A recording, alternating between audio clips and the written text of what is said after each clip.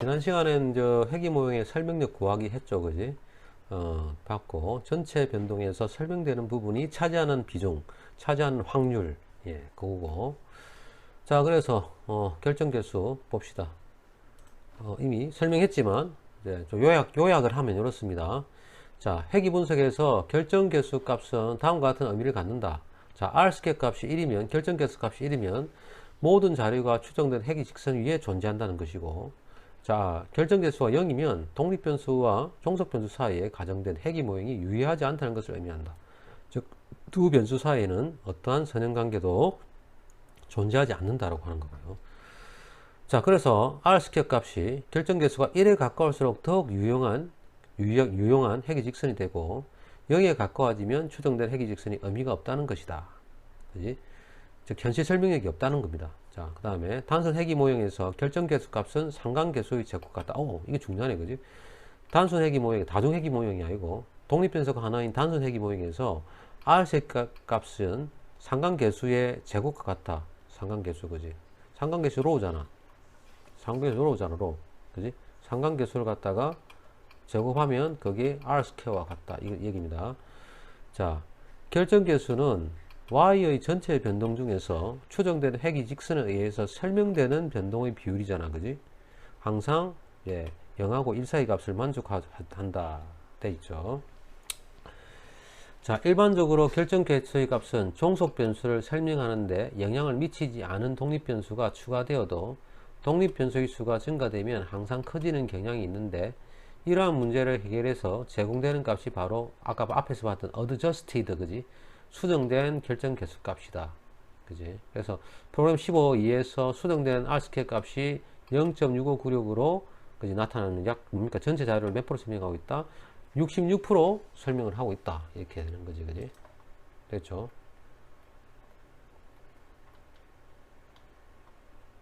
자, 여기 나오죠, 그지? 수정된 R스퀘어 값 66% 설명하고 있는 거지, 그지? 뭐가 66%를 설명하고 있다는 얘기라고요?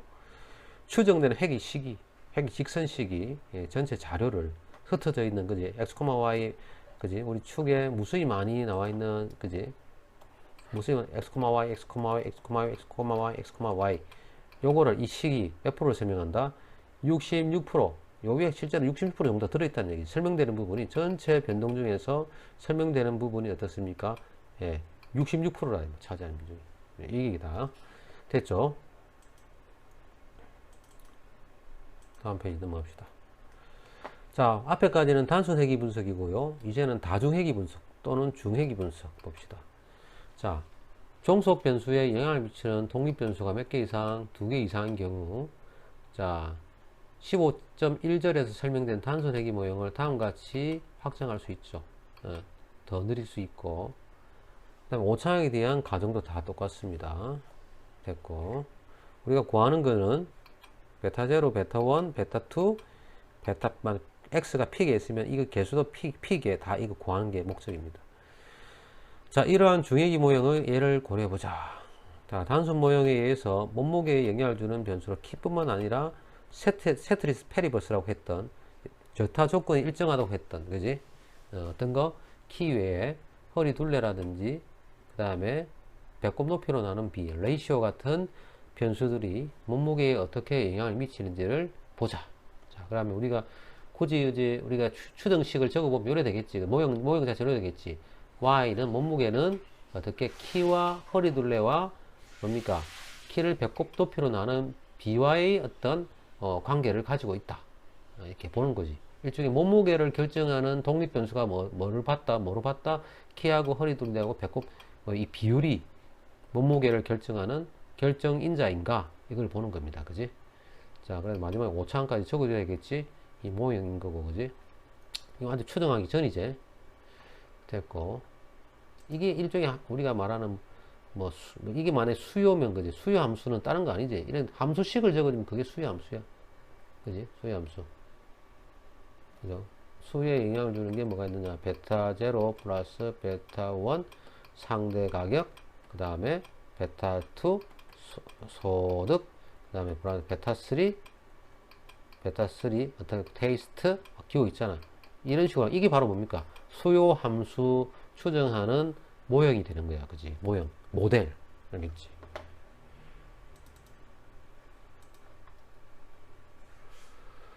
자, 다중회귀 분석도 역시 LM 함수를 사용하고요. Y에다가 설명문서를 이렇게 플러스 기호를 사용해서 붙여주면 됩니다. 데이터 그대로 불러드리면 되고.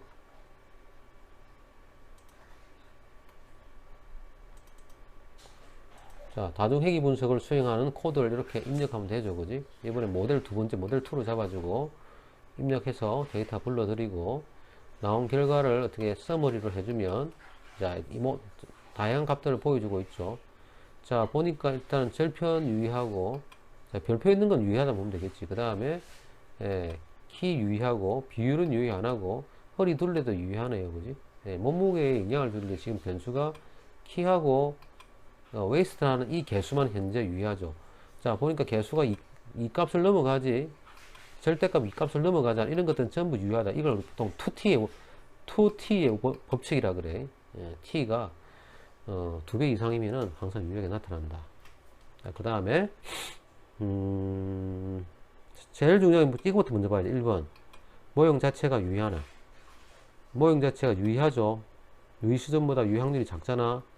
즉 뭐인데 Y가 몸무게가 어떤 거? 베타 제로 뭐 있었습니까?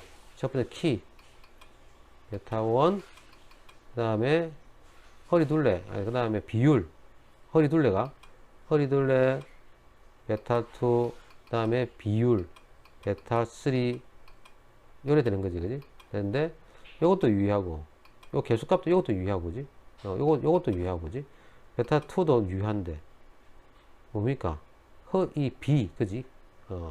비율은 별로 유의하지가 않죠. 유의하지 않다. 그럼 이거 쓸 필요 있다 없다? 없다. 아무튼 모형 전체는 괜찮다. 그런데 개수값을 보니까 t값이 시원찮다. 유의하지 않다. 이건 날려야지. 그럼 공식은 뭐만 나와? 공식이 아니라 모델 함수식은 뭐만 적어줘야 됩니까? 키하고 허리 둘레에 대한 식으로만 적어주면 된단 말이에요. 아시겠습니까?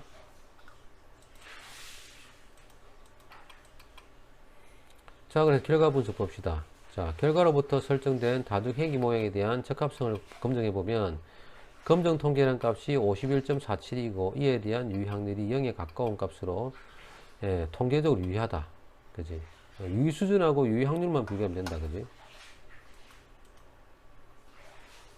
맞죠? F 값이 50.47이고 유의 수준 5%보다 작잖아. 그지? 또한 결과에는 3개 독립변수의 회귀계수의 추정값이 제시되고 있고 유의 확률을 나타내고 있는데 K 회귀계수에 대한 추정값은 자 이거고 맞죠?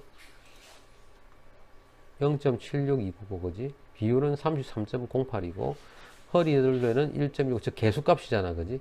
베타 1, 베타 2, 베타 3잖아. 맞죠? 이때 유의 확률 키는 유의하고 비율은 보니까는 33.08인데 유의하지 않고 맞죠? 허리 둘레는 어떻습니까? 추정값이 1.1960인데 유의하고 맞죠? 자 다시 한번 얘기하면은 유의하지 않는 거는 필요 있다 없다? 제로다. 날리고 요 값들만 뭡니까? 우리가 함수식에다가 반영해서 적어주면 된다. 그지? 됐다. 그 다음에 R 스퀘어드 값이 70.6%. 와, 상당히 설명이 높습니다. 그지? 70.62%를 회계식이 설명하고 있다. 자, 이렇게 나타낼 수 있다고 하는 것이. 이해됐죠?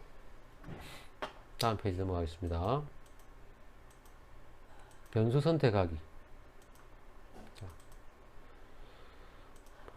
봅시다. 우리가, 자, 이 변수 선택하기는 뭐냐? 이겁니다. Y라는 정속 변수에 여러 가지 다양한 독립 변수들을 많이 적으면 적을수록 좋아. 그렇지만 이 독립 변수를 다 믿을 수가 없잖아. 그러니까 우리가 어떤 것을 믿을 수 있고 어떤 것을 믿을 수 없다. 이거 어떻게 판단합니까? 일일이 한 번씩 다 돌려가지고 이 유의한지 아닌지 따져 본단 말이야. 그러면 시간이 너무 많이 뺏기잖아. 시간을 너무 많이 뺏어 먹잖아. 미리 뭡니까? 이 변수를 갖다가 선택하는 방법이 없을까? 그거 고민한 게 뭔데? 변수 선택하기 수행입니다. 됐죠? 자, 봅시다. 종속 변수에 영향을 미치는 독립 변수가 많은 경우, 그지? 이거 뭐 말을 안 듣지, 이게? 네, 됐습니다.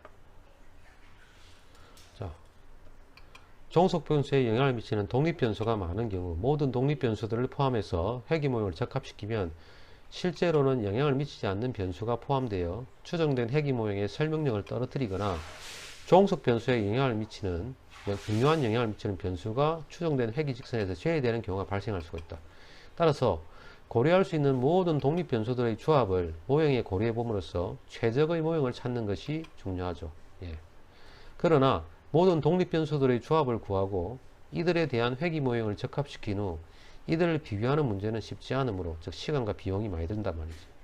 적합된 모형들을 비교하기 위해서 여러 가지 척도들을 고려한다. 사전적으로 고려한다. 일반적으로 다중 회귀 분석에서 최적의 회귀 모형을 찾는 방법으로 변수 선택법을 사용한다. 자, 다중 회귀 분석에서 최적의 모형을 선택하기 위한 변수 선택법은 설정된 회귀 모형에 유효한 영향을 미치는 독립 변수들을 모형에 포함시키는 방법에 따라 가지고 세 가지 방법으로 구분될 수 있다. 네, 봅시다. 세 가지 방법이 있다고 합니다. 자, 첫 번째, 앞으로부터의 선택, forward selection, 그 다음에 뒤로부터 제거, 그 다음에 단계별 회귀. 이 두 가지를 갖다가 앞으로 선택과 그 다음에 뒤로부터 제거를 갖다가 같이 뭡니까? 사용하는 방법이 단계별 회귀입니다. 자, 앞으로부터의 선택은 뭐냐? 독립 변수들 중에서 가장 큰 영향을 미치는 변수를 하나씩 추가해 갑니다. y는 ax1 한번 넣어보고, 두 번째는 bx2 넣어보고, 세 번째 cx, 이렇게. 예.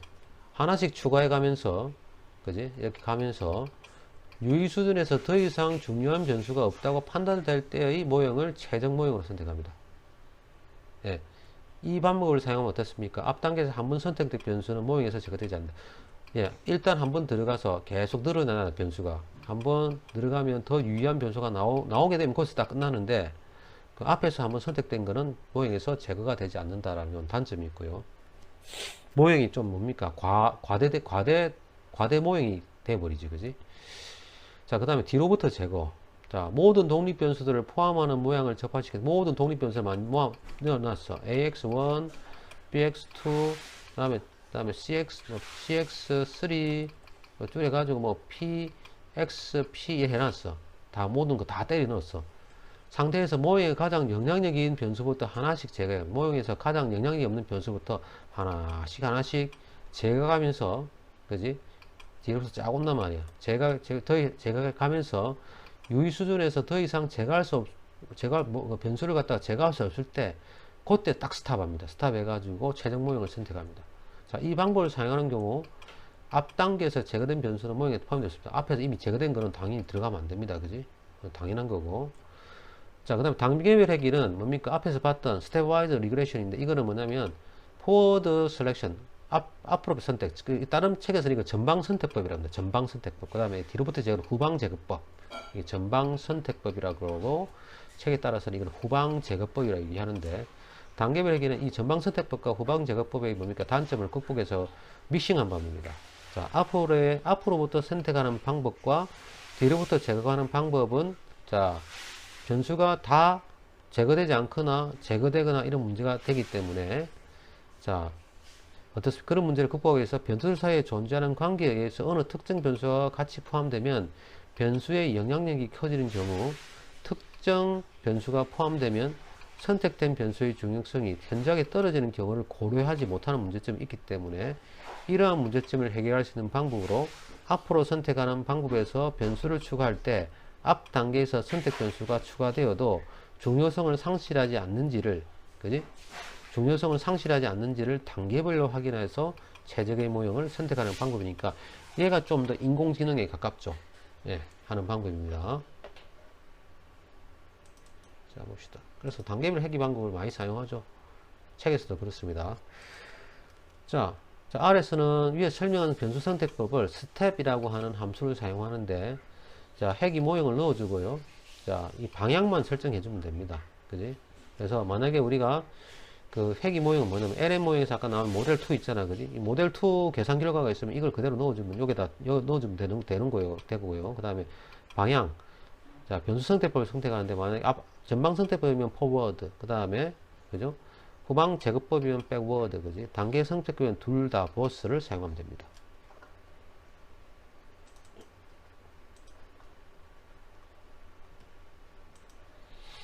자, 그래서 프로그램 15.6을 봅시다. 그지? 자, 15.6. 자, 진도가 상당히 빠릅니다. 봅시다. 자, 키, 허리 둘레, 그 다음에 비율. 이게 설명 변수고, 몸무게가 종속 변수인 다중 회귀 모형에 대하여 단계별 회귀 방법을 사용해서 회귀 분석을 수행해보자. 자, 자료를 불러드리고, 자, 두 번째 모델을 만들면 되겠죠. 그지? 몸무게가 얘들에 의해서 영향을 받는지 데이터 불러드리고, 그래서 모델 결과를 넣어주고, 자, 보니까는 단계별 선택법을 한다. 자, 스타트, 처음에 출발하죠. 요 AIC 값은 이 정보 기준 값이라고 하는데요. 예, 이게 작으면 작을수록 좋습니다. 뭐, 그것만 알면 됩니다. 자, 보니까는 첫 번째 단계에서는 키와 비율과 허리 다 넣었다. 그지? 다 넣으니까, 제일 지금 봤을 때 비율이 제일 작고, 그죠? 예, 그 다음에 허리 둘레가 키가 크죠. 그지? 자, 이게 나왔고. 자, 첫 번째 단계는 변수 3개를 넣었고, 두 번째 단계는 계산하다 보니까 전체적으로 어떻습니까? 하나 줄어들었지. 비율이 줄어들었죠. 그지? 비율이 줄어들었고, 키하고 몸무게만 사용하고 있고, 그지? 됐고. 그 다음에 세 번째는 어떻게 됐습니까? 결국은 끝났죠. 계산. 단계별로 2단계까지 해서 끝내버렸네. 그지? 자, 전체적으로 단계가 커질수록 AIC라는 이 정보 기준값이 예, 줄어들고 있습니다. AIC라고 하는 것은 정보 기준값으로서 값이 작으면 작을수록 좋다고 했습니다. 자, 뭐 여러분들이 굳이 알 필요는 없고요. 아무튼 간에 단계가 두 번째 단계로 첫 번째 단계에서 시작해가지고 두 번째 단계 해가지고 끝났죠. 예, 비율을 갖다가 필요 없다고 해서 날려버렸습니다. 그래서 최종적으로 되는 모형은 이 모형이 결정되었죠. 그죠? 예. 자, 이렇게 자동적으로 예, 유의성을 딱 생각을 해가지고 의미 있는 변수만 추려내는 방법이 단계 선택법이고요. 그래가 결과적으로 뭡니까? 절편과 키의 개수와 허리의 개수가 모형이 이렇게 나타나죠. 체중에 영향을 주는 관계를 볼 수 있고, 그지?